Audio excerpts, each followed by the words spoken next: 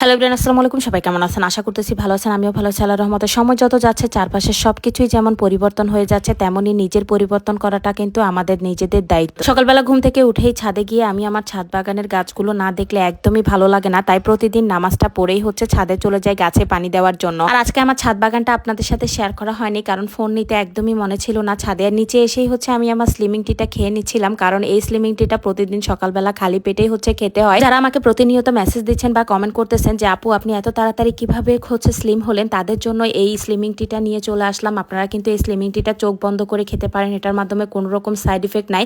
যেহেতু আমি খাই তাই ভাবলাম আপনাদের সাথেও শেয়ার করে দিই। এটা প্রতিদিন সকালবেলা খালি পেটে খেতে হয় ঘুমানোর আগে, আর রাতে ঘুমাতে যাওয়ার আগে হচ্ছে খালি পেটে স্লিমিং টিটা খেয়ে নিলেই কিন্তু আপনারা 1 মাসে 7 থেকে 8 কেজি ওজন কোনো রকম সাইড ইফেক্ট ছাড়াই কমাতে পারবেন। যারা নিতে চাচ্ছেন তাদের জন্য উপরে ভাইদের পেজ লিঙ্কটা দেওয়া থাকবে, আর স্ক্রিনে আমি পেজটা দিয়ে দিলাম। প্রতিটা দিনের সকাল যখন শুরু হয় তখন যদি 1 মিনিট আগেও যদি জানতে পারতাম আজকে পুরো দিনটা কিভাবে কাটবে, তাহলে হচ্ছে হয়তো আগে থেকেই প্রিপারেশন নিয়ে রাখা যেত। হঠাৎ করে শুনলাম যে মেহমান আসবে, তাই ভাবলাম তাড়াতাড়ি করে রান্না বান্না শেষ করে নিই। দেখেন নিয়তি কত অদ্ভুত, তাই না? আজকে ভেবেছিলাম কোনো কিছুই রান্না করব না, আজকে যেহেতু রান্না বান্না করা আছে ফ্রিজে, তাই ভাবলাম আজকে নিজের জন্য একটু সময় কাটাবো। কিন্তু এই রান্না বান্না ছাড়া মনে হয় কি থাকাই যাচ্ছে না, এরকম একটা অবস্থা। যখন শুনলাম মেহমান আসবে তাড়াতাড়ি ফ্রিজ থেকে ইলিশ মাছটা বের করে ভিজিয়ে দিলাম, যেহেতু মেহমান আসবে ভালো মন্দ তো রান্না করাই লাগবে। আর আমার ক্ষেত্রে হয় কি, দা দিয়ে মাছ কাটতে গেলে আমার মাছগুলো সব তেরা বেঁকা হয়ে যায়। ইলিশ মাছটা আর বাজার থেকে কেটে নিয়ে আসা যায় না, তাই হচ্ছে গোটা গোটা ইলিশ মাছ এনেই হচ্ছে ফ্রিজে রেখে দিতে হয়।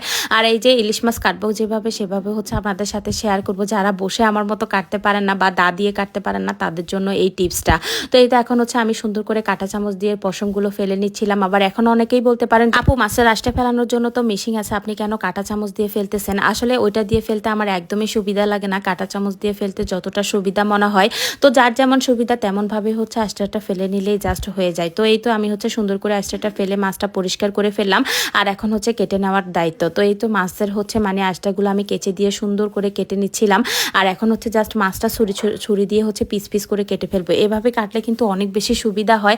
আজকে ভাবছিলাম যে এই পুরো মাছটা দিয়েই হচ্ছে একটা রেসিপি বানাবো, কারণ ভর্তার রেসিপি কিন্তু অনেক বেশি মজা হয়। ভর্তা না, বা জাস্ট মাছটাকে থেতলিয়ে তারপরে হচ্ছে সুন্দর করে হচ্ছে ভিতরে মশলা দিয়ে আমি হচ্ছে মাছটা দিয়ে একটা রেসিপি বানাবো, ওইটাও আপনাদের সাথে শেয়ার করবো। এই যে এখন হচ্ছে ঢেঁড়সগুলো কেটে নিচ্ছিলাম, কাতল মাছ দিয়ে ঢেঁড়স রান্না করব।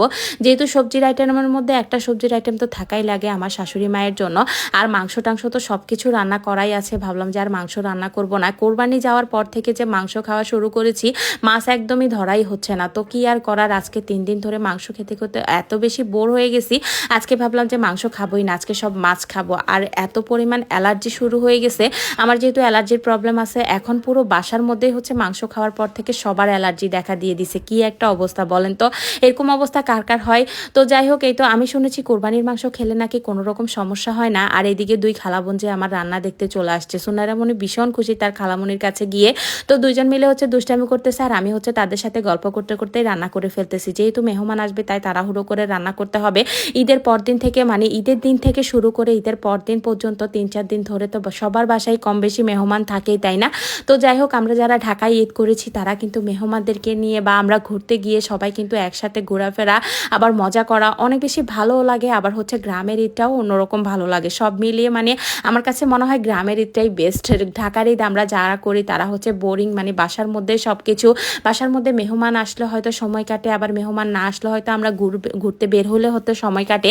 আর গ্রামে হয় কি, এক বাড়িতে সবাই মিলে একসাথে ঈদ করা, একসাথে ঘুরে ফিরে বেড়ানো, সব মিলিয়ে অনেক বেশি ভালো লাগে। তো যাই হোক, আজকে এবার যেহেতু আমি ঢাকায় ঈদ করতেছি, আবার কোরবানও ঢাকায় করলাম, তো সব মিলিয়ে হচ্ছে আমারও আলহামদুলিল্লাহ ভালোই কেটেছে। অত বেশি খারাপও যে কেটেছে তেমনটা কিন্তু নয়। তো এই তো আমি হচ্ছে কাতল মাছটা যেহেতু ভাজি করে নিব, তার জন্য হচ্ছে সব মশলা দিয়ে ভালো করে মাখিয়ে নিচ্ছিলাম। তাড়াহুড়ো করে রান্না করতেছি, মাংস, রোস্ট, পোলাও সব কিছুই হচ্ছে রান্না করা আছে। এখন শুধু জাস্ট মাছের আইটেমগুলো করে নিচ্ছি। মাংসটা মানে মাছটা হচ্ছে জাস্ট ভুনা করে রান্না করে নিব। আর আজকে ব্যস্ততার জন্য সব ভিডিও করতে পারি নাই, আজকের মতো বিদায় নিব। সবাই ভালো থাকবেন।